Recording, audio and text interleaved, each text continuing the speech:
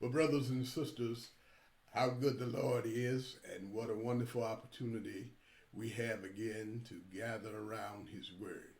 I invite your attention to the book of Revelation, chapter 3, beginning there with verse number 1. And on this wise it reads, "Write this to the angel of the church of Sardis. These are the words of the one who holds God's seven spirits and the seven stars. I know your works.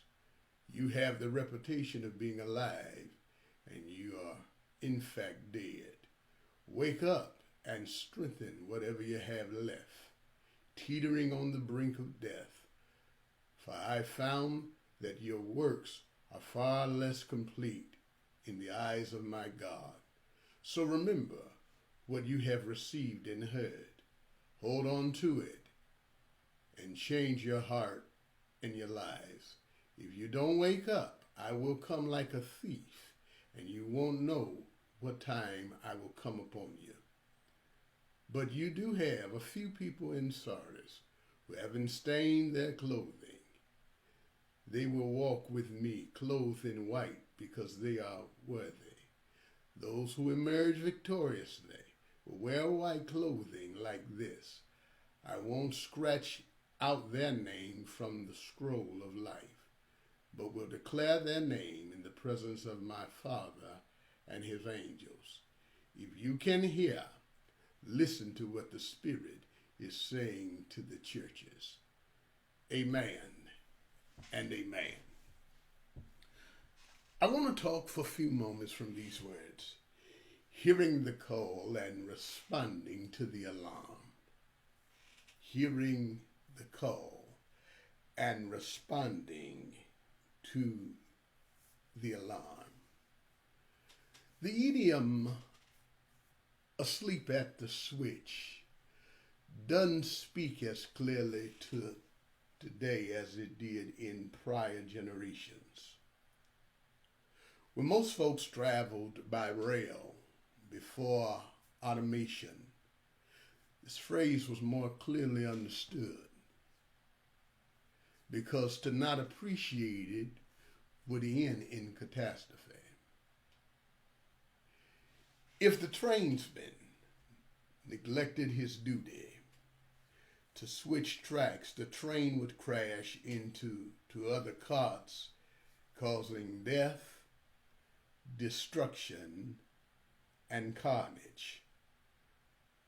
So is the danger of a church who fails in its responsibility to be who it should be and serve who it should serve in this present age. Death, destruction, and carnage are the results of a neglectful church, asleep as it were at the switch. In this letter, the angel of the church, he has a rather serious tone as he talks with those that he is addressing. The church at Sardis is forced to hear words perhaps that they cannot or would not hear from anyone else who would utter these words. So the one who speaks makes it abundantly clear that the words are accurate and come from what is a credible source. Listen to his words. I know you, and I know your works. Brothers and sisters, these words, they convey, in my mind, these things. They convey insight, they convey inerrancy, and they convey intimacy. Insight meaning The perception, discernment, and the awareness penetrates to the very core of the church's being. Insight. Inerrancy, meaning that the assessment is without error and like laser focus, the assessment is on point. Intimacy. Intimacy meaning that the posture of he who is assessing is so close that every minute detail of the church's life is seen and is known. The angel who observes the church goes on to say, you have, Sardis Church, a reputation. However, I know your true identity and I know your real essence. Yeah, reputations are forged oftentimes by public opinion. And the public can be convinced by many factors. They can be influenced by polished presentations. They can be influenced by the persuasion of others. They can be shapen by deceit and the beguiling of the simple. But the word here from the angel is, I know the difference between your reputation or your representative and your essence. 3 things are known and discovered about this church of Sardis. And they are these. The church, firstly, is a church that is a sleep church. Sleep is dangerous when one needs to be alert and needs to be focused. I know because I have fallen asleep at some inopportune times. Secondly, the church at Sardis is a weak church. And my brothers and sisters, weakness is perilous when strength is required. And then thirdly, the church at Sardis is an incomplete church. And incompleteness is rather costly when completeness is the expectation. The danger of this church is it looks like a church that has its stuff together. Yes, to the casual looker, this church has everything it's supposed to have to be the church. The church has programs. The church has people in the pews. The church has paid bills. The church has property. The church has parking lot appeal. It has everything which appears to make it churchy.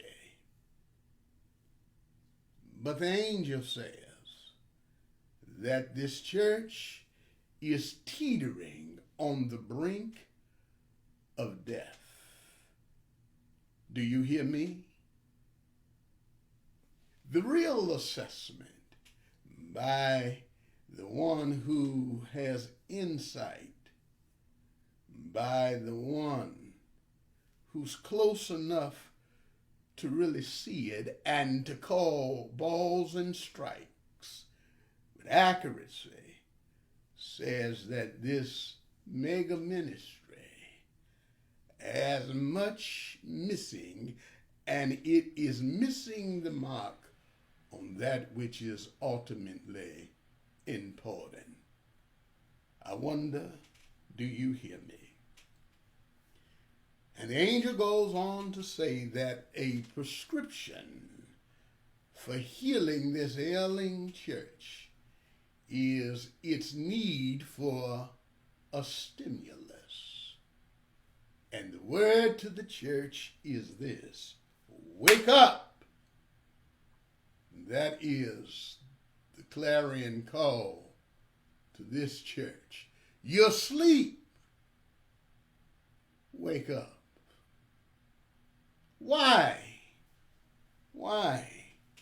Because a sleep church is a church that's off course. And a church that's off course will cause death, destruction, and carnage to many. Wake up! Why? Why? Because your Lord is coming back, and you don't want him to catch you with your work undone. Wake up, wake up. Why? Why should we wake up? Because humanity and eternity hangs in the balance. And you don't have the luxury of sleeping when others are on board and depending upon you. The word from the angel, the Lord of this church, is this: strengthen that which remains. Go with the few who will hear these words and alter their course.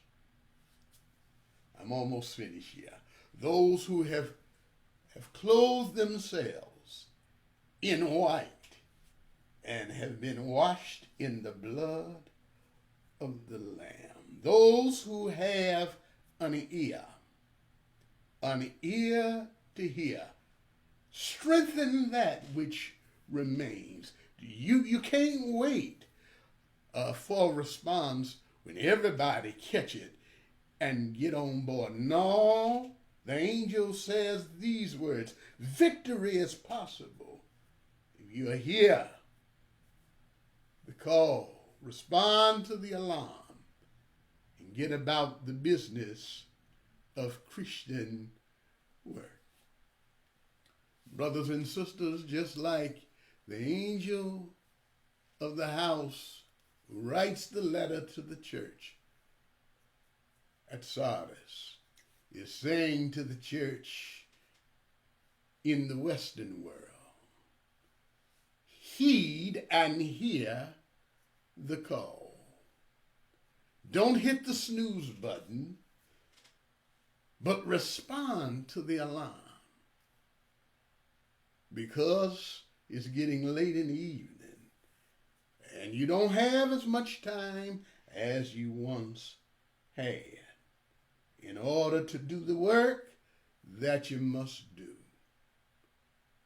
So I need you, when you hear the call, when you hear the alarm, wake up and get about your Father's business, so that hell will be depopulated and heaven and its numbers will be increased because of the faithful work of the strengthened few.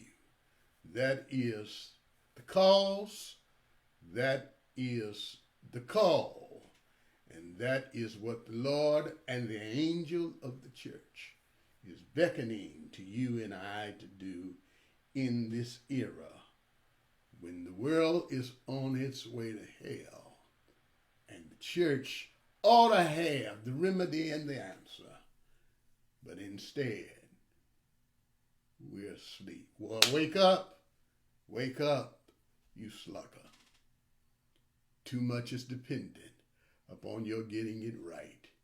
And in Jesus' name, arise, O people of God. Be about your Father's business and allow his blessings to be experienced by all and by others.